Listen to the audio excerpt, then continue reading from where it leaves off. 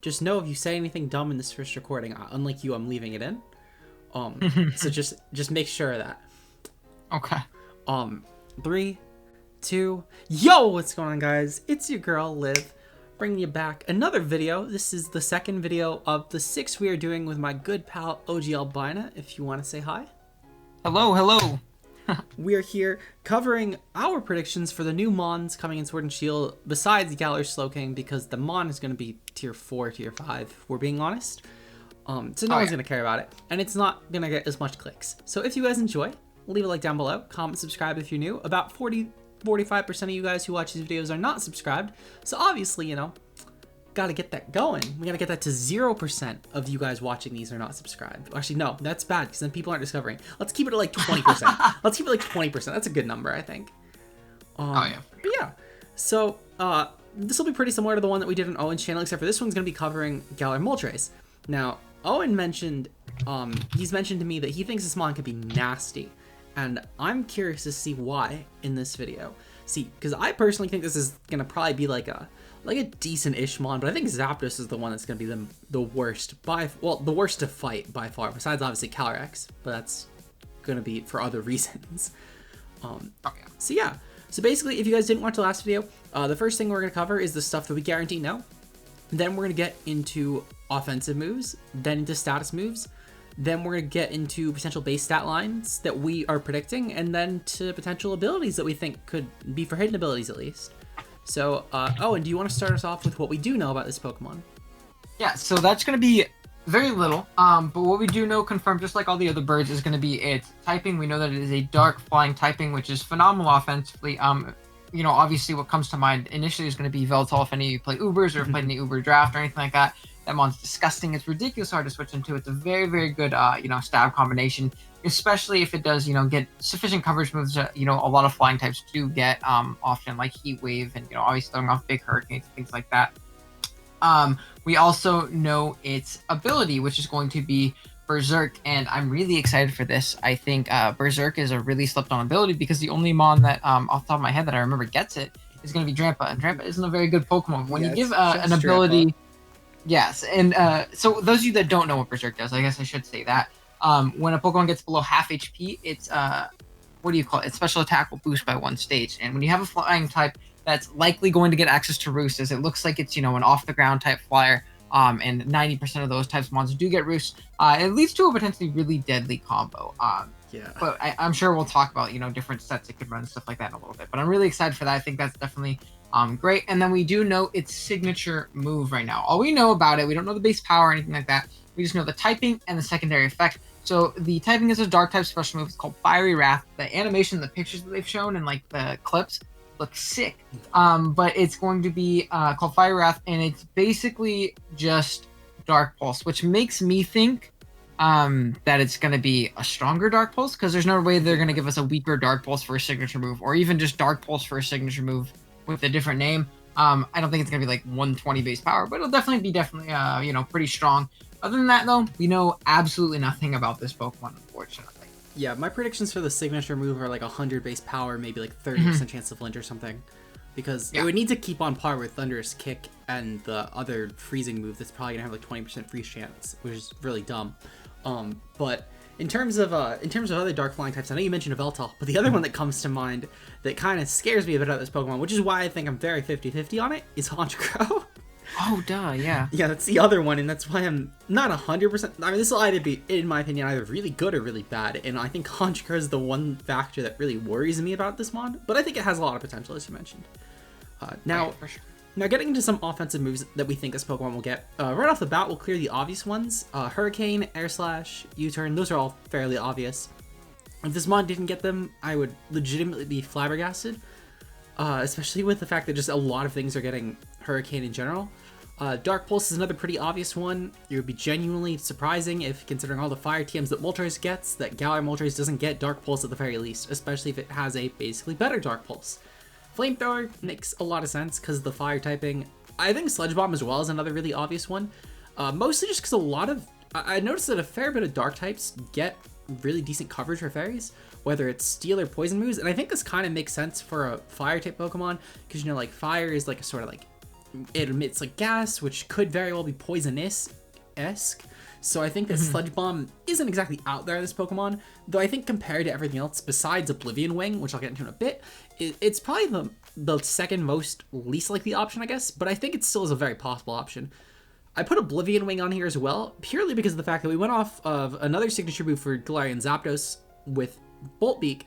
So I thought that, being that this does kind of parallel Yveltal typing-wise at least, and the fact that it is also a legendary, I figured that it's not exactly too out there to give it Oblivion Wing, and especially if they were giving Galarian Zapdos Bolt Beak, this would tread on the similar path of giving legendary, or just giving signature moves that are really good in general to these birds, which I think could be really cool, I guess, but I think it's definitely the most unlikely option out of all of those options by far.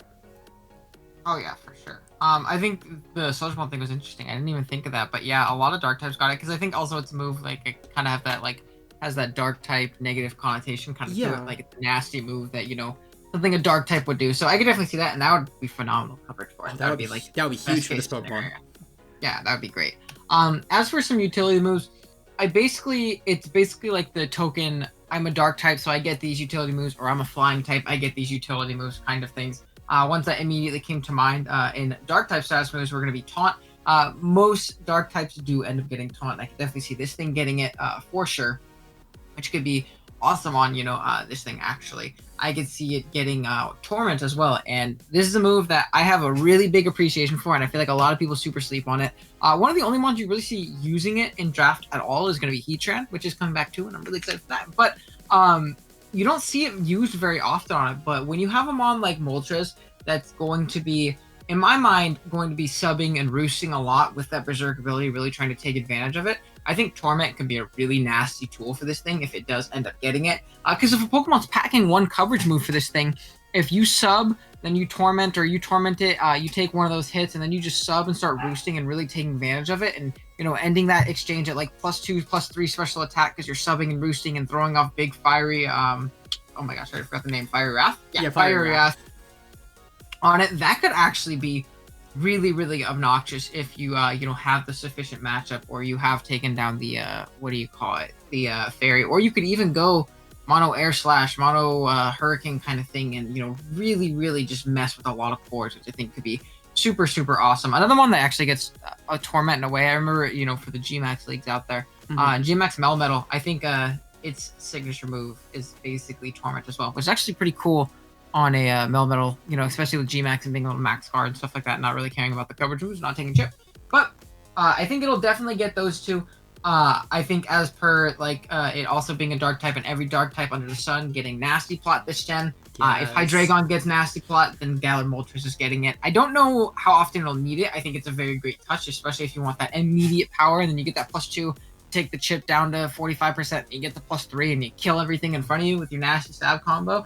That's definitely a very viable option. And then as for the flying type, utility moves, Defog is definitely a very big one. Every flying type on the sun gets Defog, and I definitely think Galar Moltres is not going to be any different. I don't see it as big enough of a change from regular Moltres, which gets it to this thing to, justify not getting it. Tailwind for sure. Pokemon loves their VGC, and they want these Pokemon to be good in VGC. They don't make new cool Pokemon like this and put them at the forefront of their marketing if they don't want them to be good. And for sure, that's definitely something that Tailwind's been a very, very big part of VGC this year from the little I understand about it.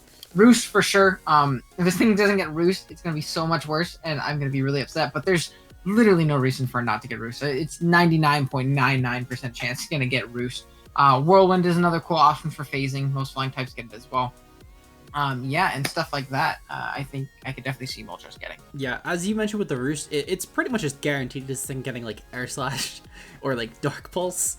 It's pretty obvious. There was a lot less really skeptical moves besides Oblivion Wing that I think Moltres gets. I think these are all fairly implied, if I'm being completely honest.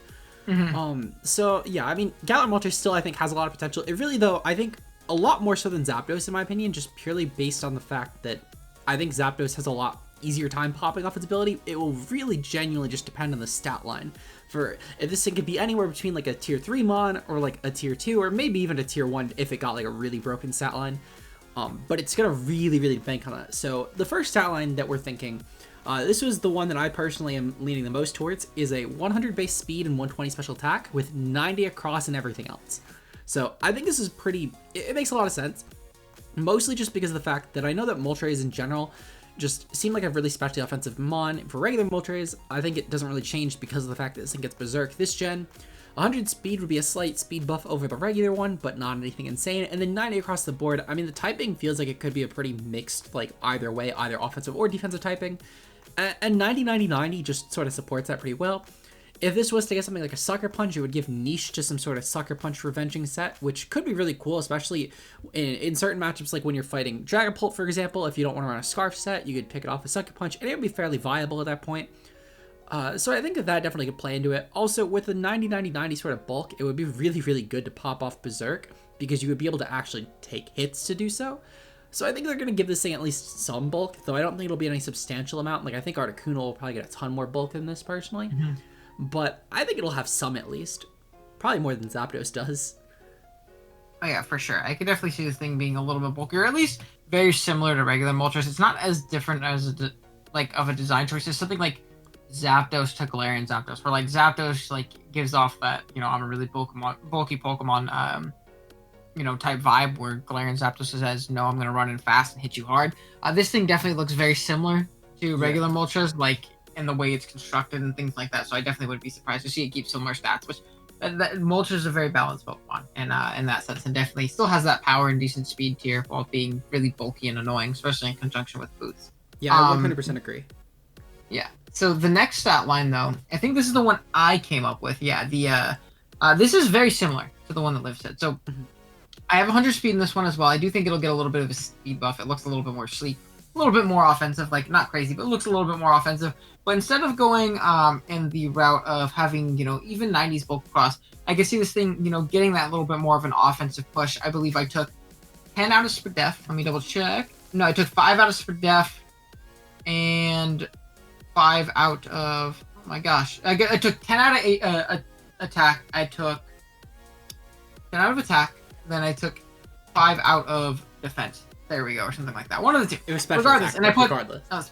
Okay, yeah. And I put them all into special attack just to give this thing that really like strong wall breaking presence, especially if it does get that Berserk to pop off a bunch of things like that. I think that could be super clutch for this thing. Again, it's not drastic enough to where I think it absolutely, makes this mon ridiculous to switch into. This thing has no switch, and it still has a mediocre speed tier, and it still, doesn't have the craziest bulk in the world. It still has great natural bulk, but it's not going to be dropping to stray hits and things like that. But in conjunction with boots and, throwing off big hits and Berserk, I think this set could be, this stat line could be really, really clutch for it, helping it pick up a little bit more of those KOs. Yep, I definitely agree. I think that this one, I think the 135 just as a breaker, at least, even with that 100 speed tier, would probably be a lot more beneficial. I could definitely see this sort of stat line playing a lot more into like a Scarf set, or if it was to get Nasty Plot, like some sort of Plot Salic set. Because if you were to get into Salic range and you plot up between that and Berserk, you're at +3 in special attack and +1. And something like this would, at that point, you would honestly have no switch-ins if you were to pop that off, especially late game. It would be legitimately unstoppable outside of priority, especially with that typing. So yeah, priority and faster Scarfers. Yeah, exactly. So I think that this set would have especially benefited towards a Salic plot set. Just, especially with that 135, I think it's just enough to really push that to really be annoying to break through. In terms especially with like an Endure too. I think the regular birds can Endure. So yeah, they do all get Endure actually. That was another thing. Endure could be really cool in this as well, to be honest. Getting to our final stat line, this one definitely leans a lot more on the special end rather than the physical end, but this has 90 HP, 75 in attack and defense, 125 special attack, 105 Spadef, and 90 speed. So this set would be the only one to actually keep the 90 speed that is trademarked onto regular Moltres. On top of that, I believe it also keeps the 125 special attack that regular Moltres has. A couple changes that would come is lowering the attack by 25, the defense by 15, and then giving hold on, something is wrong here with my, I think we cut a fair bit off the stats for this, looking at it. Oh, did we? These numbers are definitely off. It's fine. Yikes. I mean, realistically though, if you were to cut the 25 off of attack, it would probably just be like 95 is def or something. I think I would just forgot a 20 there. So blame Owen with the stat line he sent me, though also blame me, I should have checked it. Oops. Oops. Regardless, though, it definitely does play into a lot more of a bulkier Moltres, which I think was the whole point of the spread. It was just bulk over some sort of special attack boost, which at this point, to be fair, Moltres already having 125 special attack is filthy. And honestly, if you were to give it enough speed, similar to the Salic route with Plot, you could honestly just bank on a Salic popping, which with this set could definitely roost up a lot easier after popping it. And oh my god, that sounds just so annoying, because you could run like Roost Plot with a Salic Berry and then just stabs, and a lot of teams would not like that at all. So I think that this stat line, assuming that it had the extra 20 it would have in Fizz Def, like we're both planning on, would be really difficult. It would be really difficult to break, especially with that typing, because it doesn't have a ton of weaknesses. The weaknesses would be like Bolt Beam and then like Fairy, and I think that's, oh yeah, Rock too. So there's a few weaknesses. But besides Bolt Beam and Rock, actually, I guess they're all kind of offensive typings, but none of them are too impossible to get coverage for, or at least hit neutrally. Realistically, they're all hit neutrally, at least by Dark Flying, so they're definitely workaroundable, especially if they were chipped early in the game. So I think this sort of stat line could be really, really destructive. Oh yeah, for sure. And that bulk would be really annoying with subsets and things like that. You could take advantage of a lot more passive things with having that, really fat, annoying Spadef set. Oh, for sure. For sure. Especially, yeah. What were you gonna say? I said another option that I totally forgot to think of too is if it ended up getting that 100 HP stat too. I think that'd be really cool. Oh yeah, if that got to 100 avoid sub being breaking. Oh god, that sounds gross. Like seismic tosses and things like that. Like it'd really just break those balance builds, which is something we thought Zapdos was definitely gonna do. That would definitely help it out a ton. Yeah, that sounds really gross. Actually, giving us 100 HP. I didn't even think about that. Yeah. Well. Now, on to the final part of the video, where we're going to discuss possible hidden abilities for this. So I think this was actually a lot more straightforward. Oh, and if you want to go into yours first. Yeah, so mine's just basically a carbon copy of what Liv did in the last video is, but this one I think even works, like, even better. When I looked at this thing immediately, I thought, flame body, because his body looks like it's on fire. It looks like it's, just being, like set ablaze. So I think that's completely fair, especially when you take into account that that's Moltres' hidden ability, I believe. So that makes it, all the more likely for it to happen. And I think it could actually be really clutch on this, more so than Static would be clutch on Zapdos too. Because if this thing is a little bit bulkier, especially with that Spadef spread we just saw from Liv, that could be really nasty on sub, really fat sets. Again, taking advantage of more passive things, spreading residual with burn, subbing and roosting, and getting that berserk boost. I think it could be super clutch, and just burns phenomenal as well. You can punish those offensive, fightings and just physically offensive Pokemon going for a U-turn if you're a bulkier Moltres. Burning them and just really disrupting your opponent's team. I think Flame Body could actually be really clutch. Yeah, so similar to Owen, on this side, I copied what Owen did last time and went for a stat boosting ability that also played into the typing it looks like, being Flare Boost. So similar to how Owen picked up Motor Drive, I figured this fit really well because Moltres looks like it's on fire, and looks like it should have been a fire type. So I figured that Flare Boost made a lot of sense here. Realistically as well, Moltres being a special mon, this would actually be such a good ability on it, because you could run like a Flame Orb set, or even just switch it on a potential Will-O-Wisp, and then your +1 special attack, and not only that, but once you're burned, you won't even need to worry about like switching out, which would honestly, in my opinion, I think in a fair bit of matchups be even better than Berserk would be. Purely off the basis that you wouldn't have to worry about just keeping us in and going for game once you got your boost. You could just switch it in and out, and you would just be breaking really well. Flame Orb would essentially be like a choice specs that takes a little bit of chip off you, but in return, you could change your moves whenever, which on a Pokemon with even just the 125 special attack stat lines would be so disgusting to play around. I would probably vomit having to play around that. I'm not gonna lie. If it got Flare Boost, I could see this as a possible tier 1 without a bad stat line. Oh yeah, for sure. That would actually be super nasty, and you're avoiding toxics and things like that as well. Like Burn's annoying, but with it being nerfed a little bit in the last 2 gens, and you having reliable recovery, that could be super nasty. For sure. Because Burn's really, it doesn't really mean anything when you have leftovers. Just basically negate. Well, I guess if you were to run it on a Flame Orb set, you wouldn't have that. But even then, just 6% chip is nothing when you're going for game essentially with a Pokemon like this. And that would also free up a potential agility set too, which is a fairly obvious status move that we forgot to mention that this will probably end up getting. So that would basically make an agility set really OP on this Pokemon potentially if it had a good enough special attack stat. So, for sure. Or even if it got just like Flame Charge or something.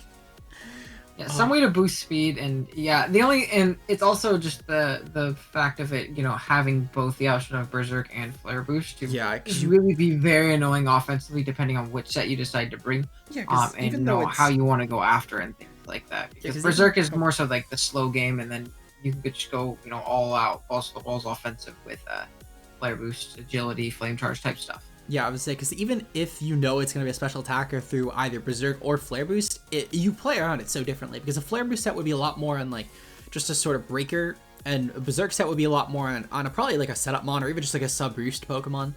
So it would be very, very different sets, even though they're both special mons, or both special abilities. So I think that it would be so disgusting if they got that, but I think it fits thematically really well for this Pokemon, especially if we were going on a similar route to planning for comparable abilities to Zapdos. So I figured that made sense. Oh yeah, for sure. Yeah, so I think this Pokemon, honestly, is the biggest range for me out of everything coming in the DLC. It could very well be a tier 1 Pokemon, it could very well be like a tier 3, tier 4 Pokemon. Really hard to predict with this sort of typing, and with what little we know about it. But I think it has a really, really possible chance at being a really good Pokemon. It also has a really possible chance of being a bad Pokemon. I think it's, compared to everything else, it's pretty ranged. Like, Articuno, I think we could pretty easily tell roughly where it'll be. Zapdos, I think it pretty easily tell roughly where it'll be. Same for the Regis and Calyrex. This was by far the hardest one to predict. So, if you guys did enjoy, leave a like down below. Let us know your comments down below with your predictions. I know I jumbled my English there, so oopsies. Do you have any final words for the people? No, not really. Moltres looks dope. Come watch the Articuno episode in 2 days over on my channel. Yes, go watch the Articuno episode in 2 days on Owen's channel. And also, if you missed the Zapdos episode, watch that on Owen's channel as well, because that was also really good. And Zapdos, I'm going to snipe from Owen, so you need to know what it's going to probably get for when I snipe it from him. It's going to be the only time I get to talk about it on my channel, because I'm not actually going to get to draft it in all my leagues. So, with that being said, we will see you guys in the next video. Peace out, guys. Later.